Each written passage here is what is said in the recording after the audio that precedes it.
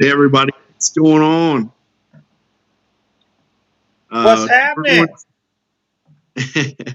We're going to interview Mark Coates today, KBBT live interview, and let's get Mark.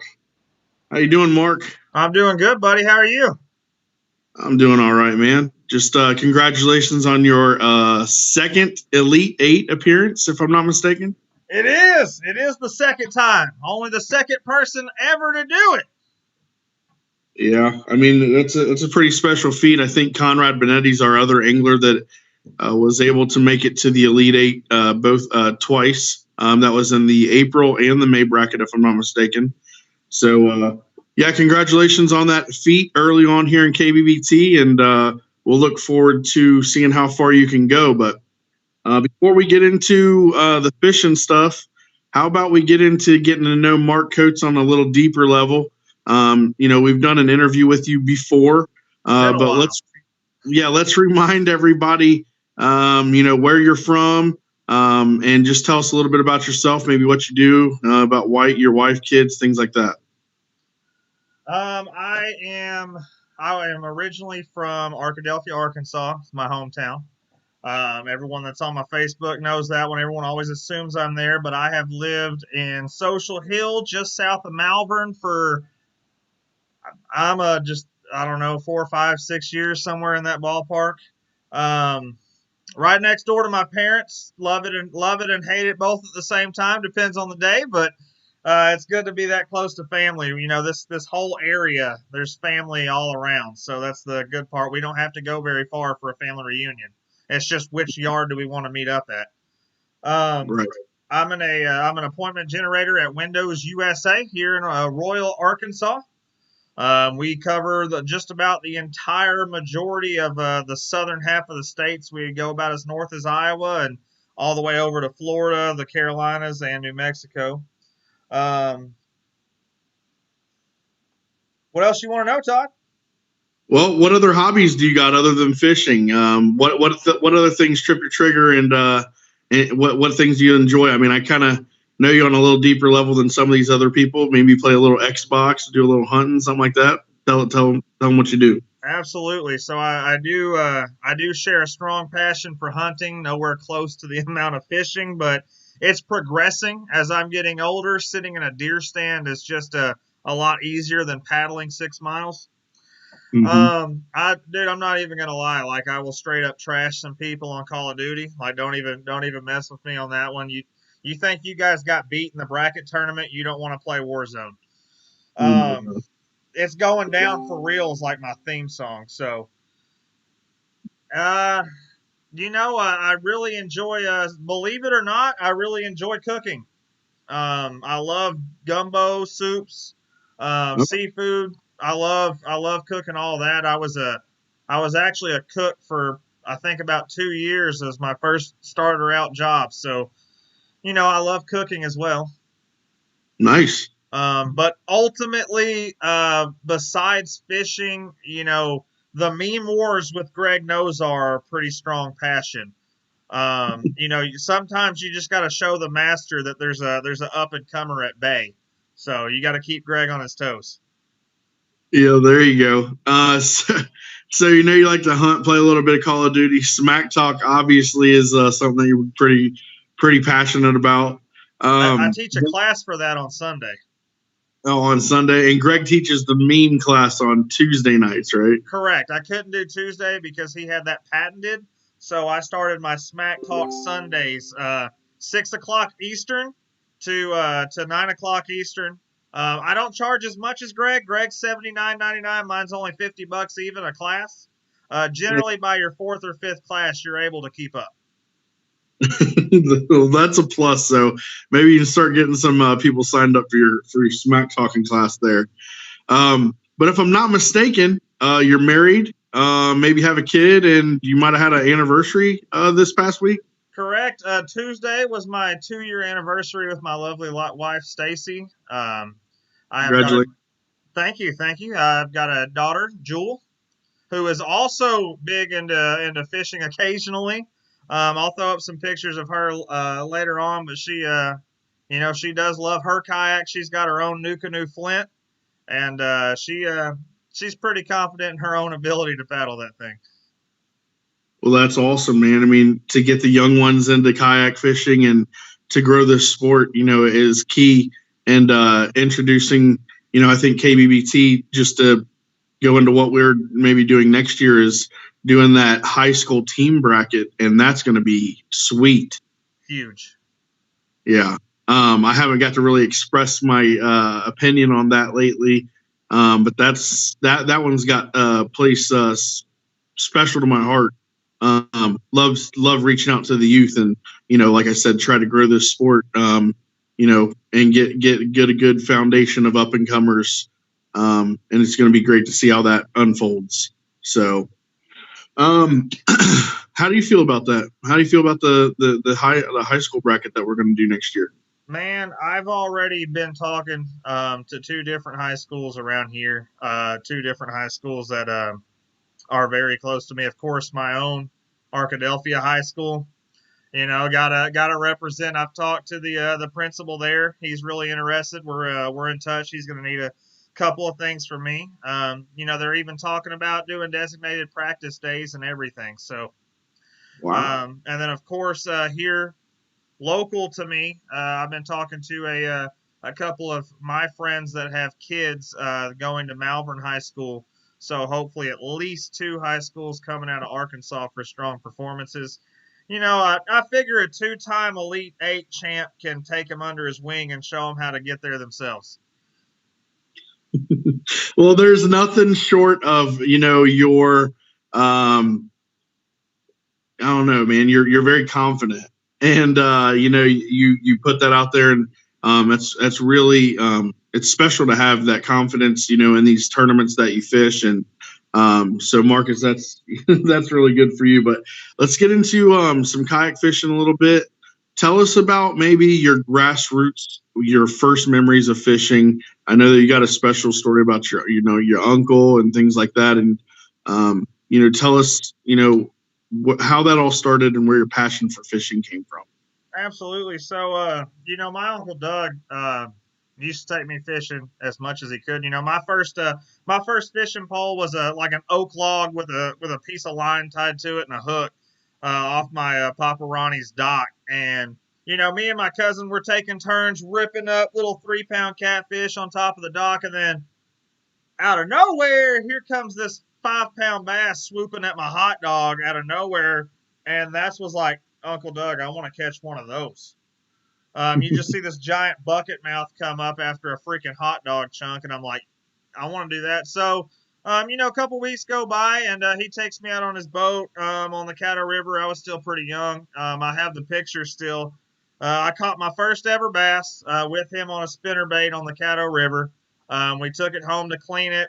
Cat got a hold of it. No, ducks. He had ducks. The ducks got a hold of the bass first, and that was history. Them suckers were mean. Um, but we went out the next day. I got to get on my first school of white bass.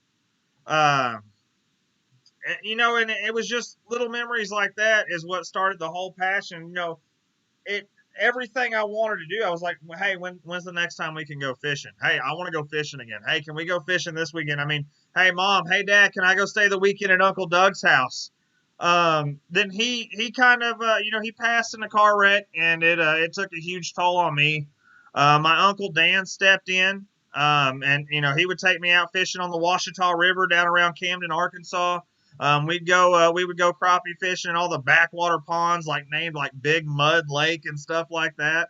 And then of course, he actually passed not long after due to some complications in the hospital.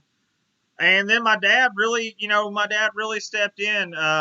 He actually just bought his kayak recently, but even back then we'd go out in this old boat that he still got. And Dad was never worried about the good fishing gear. He'd go out there with his 2-piece rods, chunk half of it across the lake and laugh as he's bringing it back in. And, we would just go out and have a good time. And even still, he's not super serious about it. He just likes to go on a river float. We're actually floating this Sunday. He just likes to go have a good time and maybe cast a time or two. But, with all these tournaments and everything, I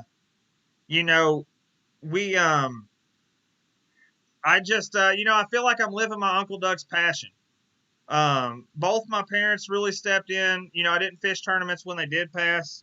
My dad would take us out to the lake. We'd go out in the boat. My mom would take me and, the other kids in the neighborhood or there was this grandma down the street in my buddy's house. They would take us all out to these ponds, and just sit there and read books while we were fishing. They really kept that in play because the passion was already there.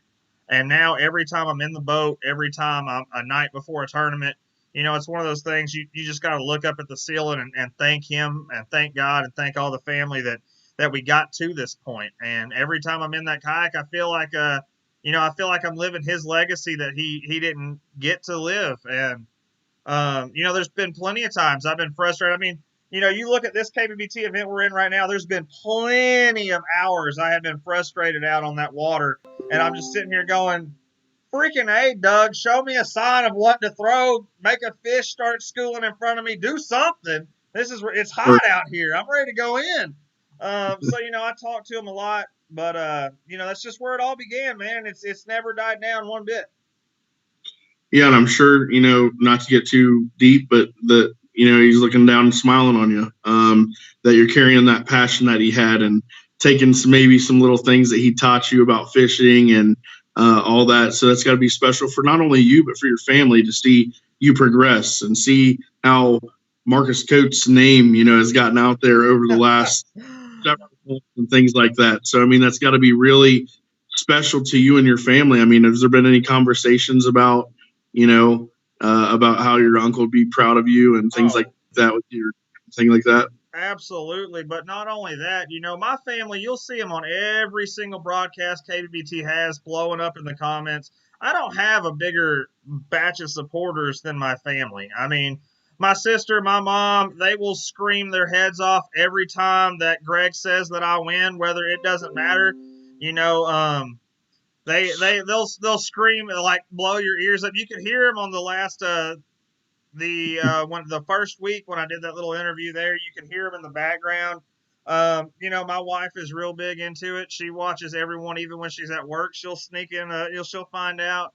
I've got family down in Texas, and then of course my kayak fishing family as well. It's just I'm lucky to have a huge batch of supporters that have literally had my back through thick and thin. Through this entire KBBT experience. Yeah, I mean, that's really awesome that you have, that strong backing in that family that has that passion, that drive, and, they celebrate your victories with you and things like that. And then to have an amazing wife who has your back and, who pushes you to be the best that you can be and supports you and things like that. That support group and that support system that you have there is awesome, because when you're out there on the water, that you're not only fishing for yourself, not only out there fishing for your uncles, but you're out there fishing for your family and, things like that. So that's got to make you feel really good out there to to be successful like you have been recently.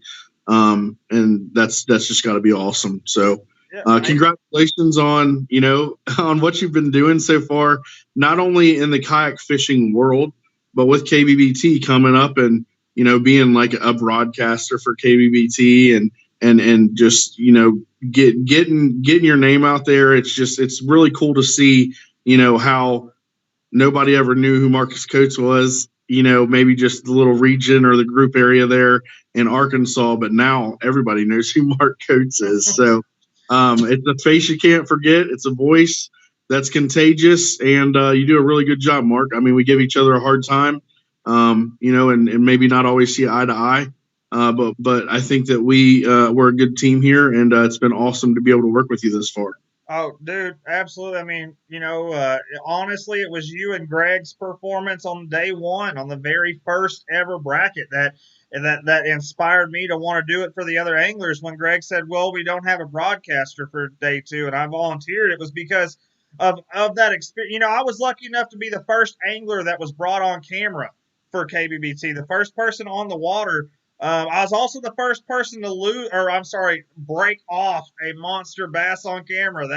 That memory will never go away. But man, if it's been a pleasure to work with both you guys. I mean, honestly, if y'all hadn't came out and did what y'all did on day one, I might not even be here broadcasting as we are. So, and it's a thanks that goes around always.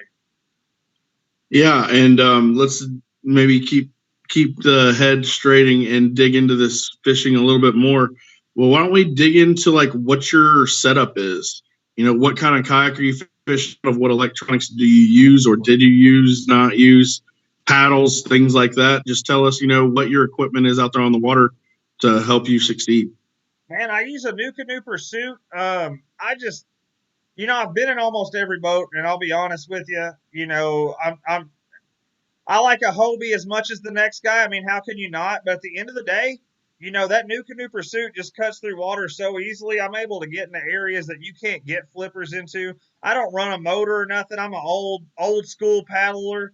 All these tournaments, I'm out there paddling no matter what the weather conditions are, the current, the wind, the rain, it doesn't matter. I'm out there paddling away. I was running a Lowrance HDS Live 9-inch, but I haven't been running electronics the majority of the year. I haven't ran them since March. Honestly, I feel like I've been fishing better without them. I just resort to old school tactics and paying attention to Mother Nature instead of a computer screen. And honestly, I feel like it's made me a better fisherman, and I pay attention a lot more than I was when I had that sonar. I mean, if I could stop you right there before we get into other equipment that you might use, I'm getting into the sport as an angler. I've been in the sport for several years now as like a tournament director, and an MC for KBF, and now being able to be on the board here with you and Greg for KBBT. But I've been told one of the key things that you always want to get is electronic, because it helps you get water temperature. You get to see what the bottoms are on the lakes that you're fishing, the drop offs, things like this. But you're saying that you're kind of fishing better without those. Now, I know that you're going to Toledo Bend, and that's been a lake that you're kind of learning. Do you think that maybe if you put your electronics on, that would help you learn that lake a little better? Or do you visual structure is good enough for you? Like, how do you break that down? Well, so in March when I was still using electronics, and I'll give you an example before I dive into Toledo Bend. When I was at Lake Fork for the BASS Lake Fork event in late March, I didn't catch anything at all the first day of pre-fishing. They were bedded fish. I knew they were bedding. I could see them, but I wasn't catching anything. I had an old guy in a John boat flat out look at me and laugh, and I was like, "What's going on, dude?" And he's like, "They can hear that giant sonar you got on that plastic toy." So I just said, "All right." Well, I went back. I went to the house that we were staying at, took all my electronics off the boat, and said, "Well, let's whatever. I ain't got nothing to lose. Didn't catch nothing on day one." Second day of practice, I went out and hammered out like 97 inches out of the same area, in the same time frame. I said, "Okay." And since then, I haven't put the electronics back on the boat. I'm a shallow water guy. So, I don't fish deep water. I'm just not comfortable in deep water. I'm 10 foot and under year round, whether it's cold or hot, and I'm pretty good at breaking it down quickly for the most part. I can get a rough judge of the water temp just by sticking my hand in the water, saying, all right, it's going to be around this degree. Of course, it's not going to be exact. And, I'm sure there's little things I could miss, like, oh, here's a hot pocket because I didn't stick my hand in the water or whatnot. But honestly, I feel like that I don't feel like electronics would help me at all. I know I've only been on Toledo Bend 3 times, all 3 weeks of this event, but I don't feel like I would. I feel like I would have performed less if I would have had electronics, because even in tough fishing, I relied on what I knew and what I've learned to carry me on into that next round. I believe that's what got me there. Okay, fair enough. So what kind of paddle are you using? Rods, reels, things like that? So I'm using just a straight up New Canoe brand paddle. The longest one they got. Don't get me lying. But I'm just straight up rocking my black New Canoe paddles. Rod and reels. I've got every rod that Rocks Outfitters actually makes. I typically use Lew's bait casters and spin reels. I mean, they're just one of the better brands in my opinion. I've never had a problem with them. I fish kind of slower, but in a power fishing style. So I like the 5.1 to 6.2 speeds. I don't typically go much further than that, even on a frog rod. I do have a couple Trinity custom rods in my arsenal now. I love the heck out of them. I mean, they're just grade A rods. This weekend, and I'll dive a little bit into it as we get farther into this interview when we start bringing up numbers, but this weekend I'll have my first ever exotic rod on my boat. I'm picking it up tomorrow, so I'll have my first ever exotic. I just lost my first Kistler rod last weekend due to high waves. It just fell overboard, so lost my first Kistler rod, but I also dabble a little bit with impulse rods. I believe they make a good spinning rod, and I'm just one of those firm believers that spinning. A lot of people say, "Oh, I'm not going to I'm not going to throw a fairy wand." A lot of people call it, especially in Texas. But the thing about it, it's not the same as it was 15 years ago. Now you can put 30-pound braid on a spinning reel with a 16-pound fluorocarbon leader. If you don't believe me, Marty Hughes does it all the time. I watch the guy do it, and I actually started going that way, and believe it or not, it's improved my fishing. Watching Marty Hughes do it when we were fishing in Oklahoma, and I kind of copied that presentation. It worked out great for me in the way that I do it. I feel like you can finesse a weightless bait way better with a spin rod than you can a bait caster, in my opinion, and that's why I'm stuck with them. Oh yeah, I believe it too. So you're running braid to floor leader? Correct. I'm using P-line 30-pound braid with FC Sniper 16-pound fluorocarbon leader. Marty Hughes recommended somewhere around the 6-foot range. I'm actually rocking about 6.5, 7, mainly because I do so many reties throughout the day. Even though you really don't have to with FC Sniper, I haven't been broken off one time since I switched to that. When I say I'm doing reties, usually I'm changing out baits. And I just don't like to redo that leader when it gets too short. I do feel like braid makes a different sound in the water. That fluorocarbon does make a difference. So I like to have a longer leader. I personally believe it does help my fishing with a longer leader. Okay. Now, what kind of techniques do you like to use? Are you kind of like a jack of all trades? Do you like to throw? I know that you recently got into frog fishing. What are some of your techniques that you like to go to? What are your confidence baits? So, lately, my confident bait has been a frog.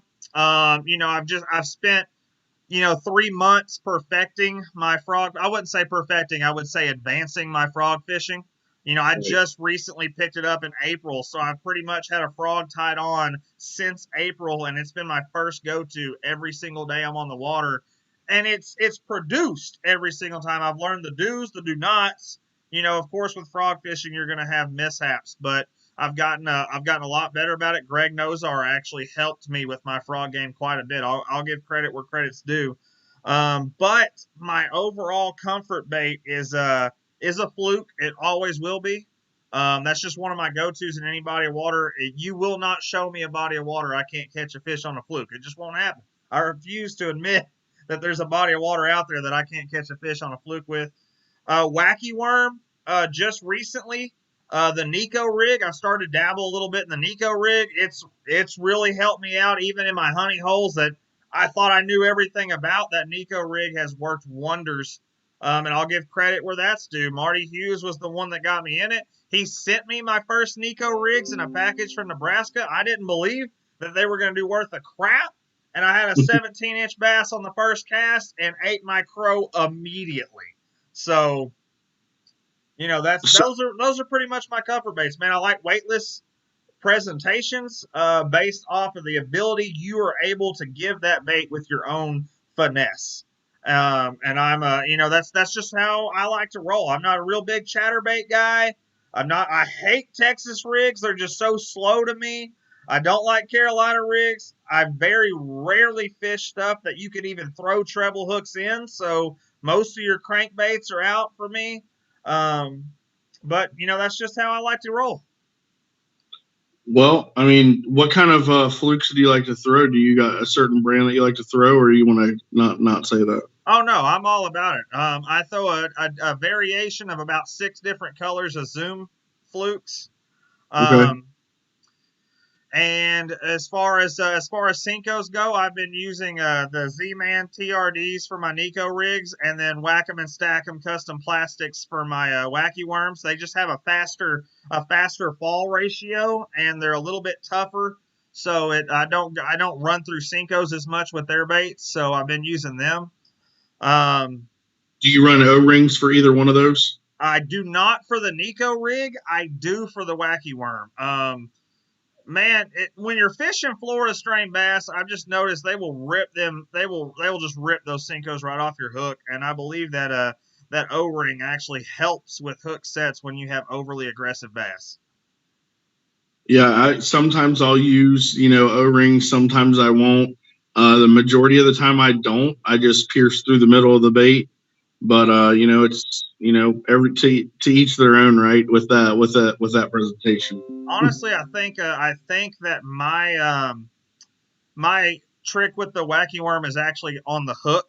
I use a different and a lot smaller of a hook than most people use with the wacky worm. I actually use a 2-aught Ganakatsu offset hook. Looks like a little drop shot circle hook, or the 2-aught wide gap Ganakatsu hook. It's just a little bitty tiny 2-aught circle hooks, and typically, man, there's just no problem with them. I mean, it's one of those things that if you're brim fishing, that little brim hook with a worm on it gets hung up in every little thing you could ever imagine, but you throw a 19-aught J hook in the same spot and you don't get hung up on nothing. I mean, it's little hooks hook up faster, and then you just got to have the right drag set up to keep the fish on.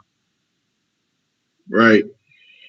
So let's get into this tournament a little bit. Let's get into why, this interview is kind of happening in the first place. I mean, you are one of the final 8 anglers in the first ever KBBT National Qualifier event. You are KBBT 2021 National Championship qualified by making it to the round of 6, the Sweet 16. Let's talk about that first. What were your emotions like? And how big of a goal was it for you to get national championship qualified for 2021? Well, I told Greg when we started this tournament, I said, Greg, one of us has to go. One of us has to make it, dude. I mean, how are we going to broadcast KBBT and not be qualified? I said, we're going to eat a lot of trash talk if one of us doesn't make it. When Greg went out first round, dude, I was nervous. I was like, oh, man, now it sits on my shoulders. But not just for that. I mean, my own personal gain as well. Of course I wanted to do that. I mean, I bleed KBBT at this point. It's my favorite series of all time. When you guys announced that I had pulled off that second victory to qualify me in over Jeremy Baker, knowing the stick that he is, dude, I'm talking about. I cried when I beat Jeff Isham. I almost cried when I beat Jeremy Baker. Like, it was right there. If I didn't have everybody yelling behind me, I'm sure that I would have. It was just an overall emotion of happiness that it's hard to explain until it happens. It was thankful that we had made it this far through tough fishing. You know, I had a really poor performance in the last bracket, the 128, got knocked out in the first round because I made a bad call. And I stuck with my bad call because once you make it, there's no going back. So I made that bad call, live or die. I died from it, and I was nervous. I was not in the right area for this bracket, but I was already there. I wasn't going to go. You know, it was one of those things. Look, I'm here. I'm going to live or die by my own choices, and I'm going to make it happen. The ability to do that, thanks to a little Louisiana voodoo and a couple of mysterious dolls from a witch doctor. You know, it was success, and it was a whole lot of thankfulness for all my supporters that stuck with me and believed I could do it, because I didn't think I could do it. Jeremy Baker messaged me, said, I think you got me beat, and I just flat out, I was like, I don't believe it. The standings went down. They're keeping something from me. It's not true. And then you guys announced my name, and that was a wrap. And there's no feeling like it until it happens. Right. Well, let's go over your tournament so far. So, round 1, 77 and a quarter inches. You beat Mr. Dustin Besperat. Round 2, 78 inches. You know what, Marcus? That is your biggest bag so far. Yep. This tournament, but you have survived and beat, the anglers you've beat, and you've got to where you are. So round 2, 78 inches. You beat Jeremy Baker out of Alabama, Jeremy Baker, not Michigan. And then round 3, 77 and a quarter again, which seems to be a favorite number of you. You beat Mr. Joel Spear. And round 4, you're going up against an angler out of Oklahoma.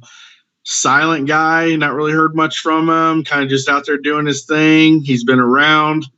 But Jerry Thigh out of Oklahoma, he's got an 85.58 inch average. So he's got about an 8-inch average over you. What do you have to do different this week that you haven't done the previous 3 weeks to beat Jerry Thigh? Well, I'll tell you right now, last week I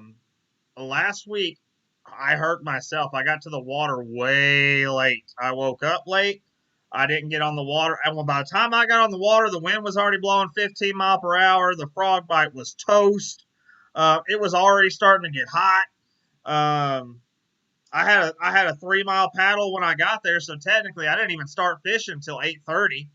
And when I got to my spot, I wasn't even there yet. I was still about I had paddled 3 miles, had another about a mile and a half paddle to go to my spot, like where I really wanted to dive in that morning. And I was like, man, I'm looking to my right and I see this little area, and I said, you know what? That looks freaking awesome. It looks like my home lake that I love to fish. It looks like I'm back in East Texas. And I went over there and I threw a frog like 30 casts and just nothing. No wakes, no grass moving, absolutely nothing. I'm like, man, forget that. I'm mad at this point. I'm like, getting to the lake's going to cost me. Of course, I checked the scoreboard because I'm a scoreboard checker. Joel Spears already got 3 fish on the board. So I set my rod down. I took a note out of Bobby Morin's handbook, and I said, I'm going to set my rod down. I took a deep breath. I was looking at the bottom of my boat, and I picked up the rod that had the fluke on it, and I flipped it at the edge of a buck brush, and as soon as it hit the water, and I said, okay, 16-incher right out the gate. I'm going down, and here's where I messed up, though. No, normally when I'm fishing for Florida strain bass, I've got my fluke on that braid fluorocarbon lineup because a lot of those pressured fish run right back at you, so it helps with a better hook set. I kept it on my mono, my 12-pound mono, not even thinking about it, and I caught 3 fish, boom, boom, boom, and then I let it sink a little bit deeper and hung into a good one. Came up, busted the water. Didn't do like the little ones do. In fact, it actually rolled so you could see its whole belly, and I'm like, that's a good fish. And then my hook comes flying out of its mouth. All right. So then I keep going, hook into another one. I'm like, oh, I thought I hung a freaking record bass. I'm like, holy crap. Get it in. It's a 27 and a quarter inch bowfin, grinnell, whatever you want to call it. Great. And then the rest of the time in that little area, I'm sitting at 3 fish. I'm losing big fish. I have a big one. It had to have been around 20 inches, grabbed my fluke right at the boat. But, with that stretch in the mono, there really wasn't a good hook set. I only had 2 foot of line out. So it stretched it out, jumped, spit the hook right away. I got to see the whole fish. I knew it was about 20 inches. I knew I needed it. Had a lot of other missed opportunities because of that. So then I finally stopped, switched the rods over, and caught three. I actually caught 3 bass. I culled one. I culled a 13-incher with a 16.5, which put me up to 77.25. But by then it's 11:30. It's like 100 degrees already. It was supposed to rain. It didn't. It just got hot. So it's 100 degrees, and the bite shut down across the whole lake. I'm assuming something to do with the pressure from that after hurricane storm that was pushing up through. But the whole lake shut down. I fished from 11:30 to 4 o'clock without a single bite. And but I've got a Kistler rod. I mean, a exotic rod coming this week. I don't think you can put up 77 inches with an exotic rod. I think that's a sin. I think it's my good luck charm going into this thing. I've got a new area I've added in my arsenal. For the first time since April, whenever I went against Jeff Isham, I'm canning the frog bite. I'm putting the frog away. It won't even be tied on.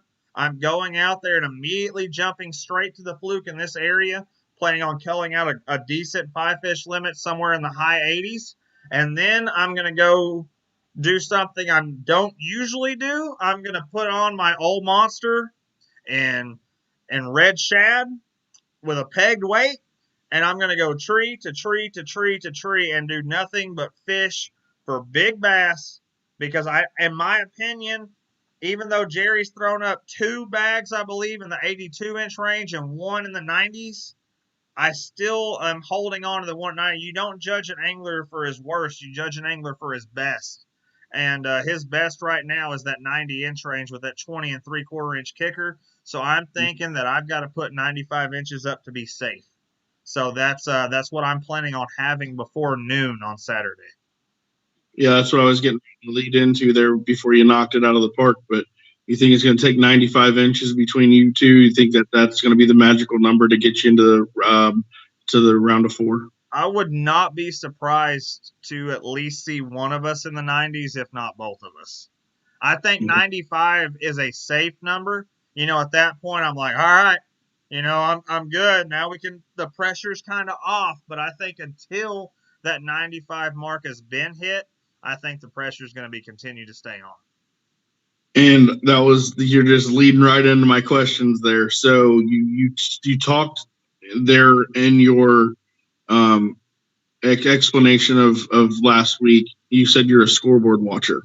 Yep. You hear so many anglers say, like, I think Derek Brundle's like, I don't watch it, but my dad tells me what's going on. And you got other anglers out there that say, I don't want to know. Like, I don't watch I just go out and fish because I can only do as good as I can do, and I don't want that added pressure. Being a scoreboard watcher, let's say Jerry Thigh goes out and throws up a quick 88. What kind of pressure does that give you? Or what kind of pressure has that given you previously in other matchups that you've had to where anglers have put up a nice little start to their day? Do you feel any extra pressure there?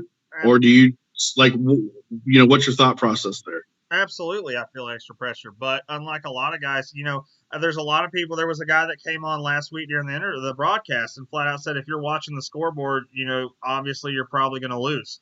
I don't believe that. I actually believe watching the scoreboard helps you. I've got a group chat with my family, and I tell me every time a fish is posted. If I have my phone go off, I want it to be because one of you are giving me a fish score update. And the reason I do that, if Joel Spear hadn't thrown up those 3 fish, even though they were little, even though in the back of my head I'm going, oh, that's cake. But at the end of the day, that's 3 fish when I've got 0. And I'm already at the water late. I've already lost hours on the day. If he hadn't have done that, I might have not ever picked up that fluke rod. I might not have ever went to my comfort bait and fished it confidently because I knew that there was going to be bass eating shad somewhere. My thought process when I picked up that fluke, I need to hammer 5 out quick, and this is a body of water that looks like something I would catch fish on a fluke with. But I wasn't throwing that to begin with. I was throwing a frog because I had been having success with a frog. And little things like that is why I watch the scoreboard. I think it helps put pressure on me to do something different than what I'm doing at that moment. Otherwise, I feel like there's a chance you get caught up in, well, I'm doing the best that I can, or I'm gonna live or die by this one bait.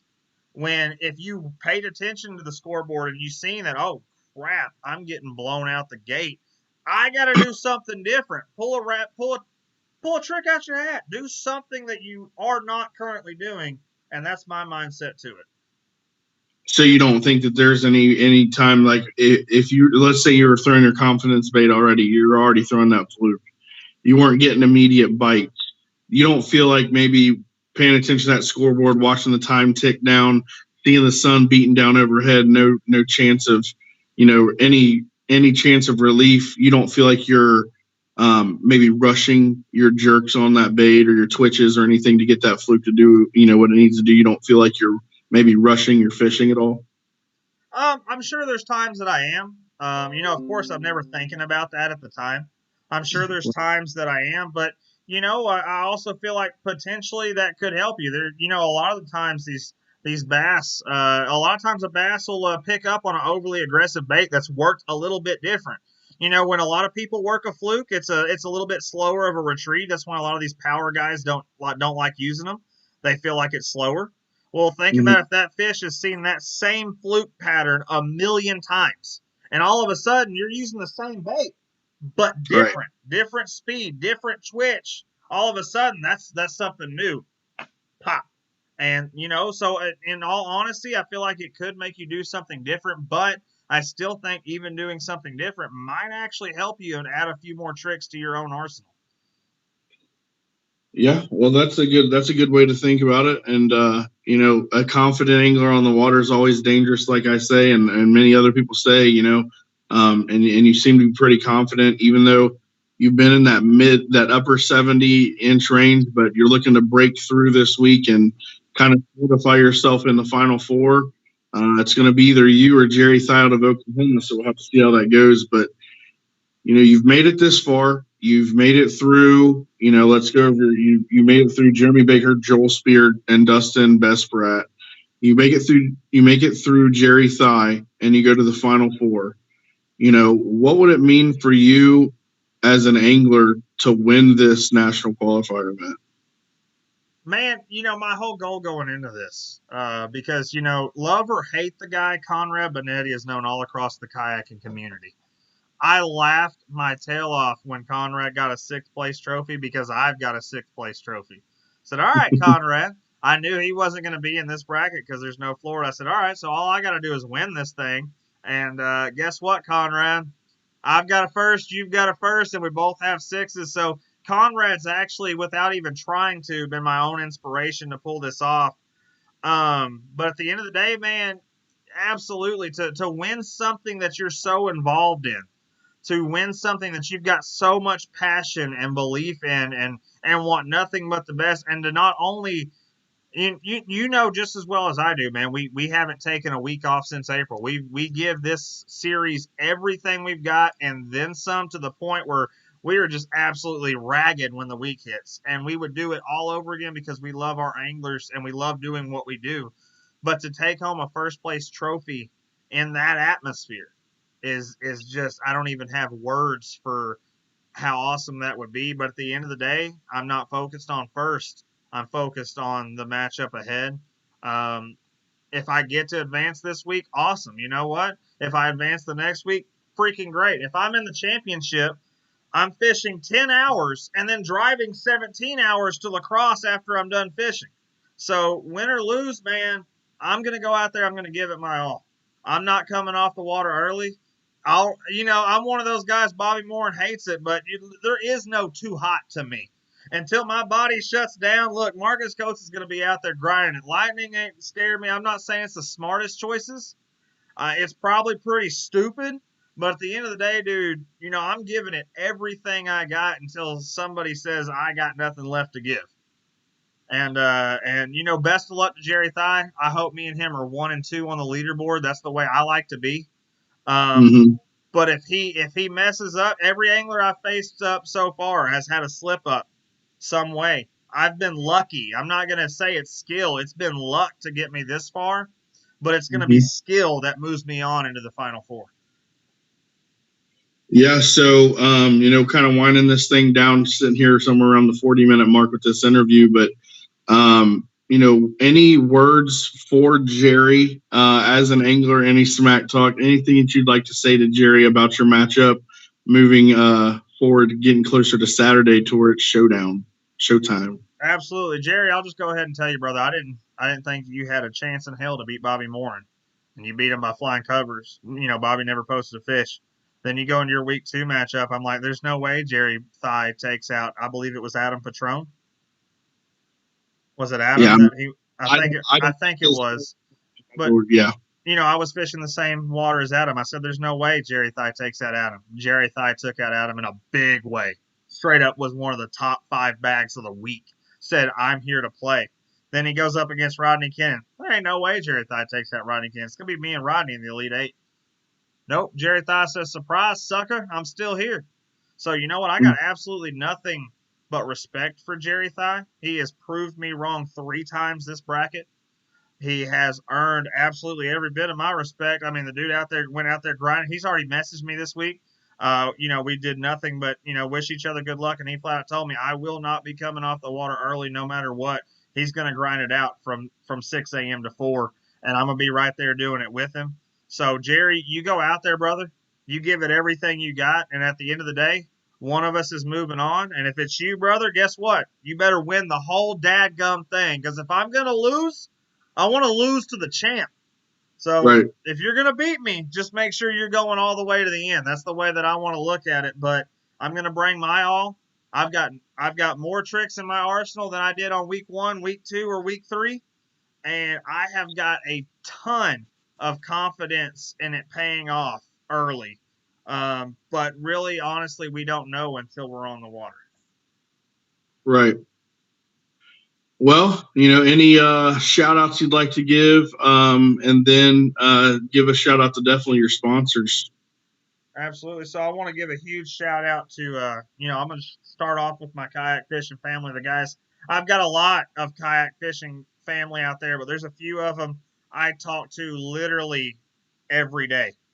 Derek Brundle, Bobby Morin, Rodney Kennan, and Marty Hughes. I talk to them. They've got more phone calls from me than their own actual, just like I would anybody. But those guys have helped me in this bracket, the last bracket, every bracket, they've grown my fishing substantially to the point where it's unreal to watch it how far I've come. Big shout out to Greg for starting KBBT. Every bit of my family, I think my mama's my biggest supporter. My grandpa is right there with her. My uncle Ronnie, all my cousins, aunts, nieces, nephews, my wife, my dad, my sister. I love absolutely every one of them, and I wouldn't be here without them. And then, of course, my sponsors, New Canoe, Rocks Outfitters, Last Cast Customs, Kyle Zimke's ZR Custom Tackle, Whack 'em and Stack 'em Custom Baits. I'm sure Windows USA and Window Mart. Big, huge thanks to all those guys. And then again, I want to give a shout out to Tourney Tag, Amped Outdoors, and Exotic Fishing for sponsoring this bracket, because they've really done a lot, in their own way as well. Each and every single one of them has helped the anglers, and that's what means the most to me. So shout out to all you guys. Well, Marcus, it's been a treat to have you. It's been a good interview. Congratulations on making the KBBT National Qualifier Elite 8 and becoming one of the first 16 anglers in the United States to make it to the KBBT National Championship for 2021. That's an awesome feat in itself, and to make it to the Final Four be even greater feat. You're already in the money. You're already taking home a trophy. And all you can do from here is get a lower number lower number on your trophy, or a higher number, however way you want to look at it, and more money in your pocket. So congratulations on making it this far. Thank you so much, man. It's been a pleasure. I appreciate you having me. Yep. And everybody, this is Todd Patrick with KBBT. We just interviewed Marcus Coates, an Elite 8 angler in the KBBT national qualifier. Thank you guys for tuning in. You guys can tune in on Saturday. Check us out live. We will be having anglers live, going head to head, individual interviews, smack talking, all kinds of fun stuff. You guys want to tune in to KBBT? You can find us on Facebook. You can find us on YouTube, Twitch, and it's going to be a treat. So we'll see you Saturday. And Marcus goes against Jerry Thigh. And we have 3 other awesome matchups for you. You guys tune in. Thank you so much. I'm Todd Patrick with KBT, and we are done. Absolutely. You guys have a good night. All right. See ya.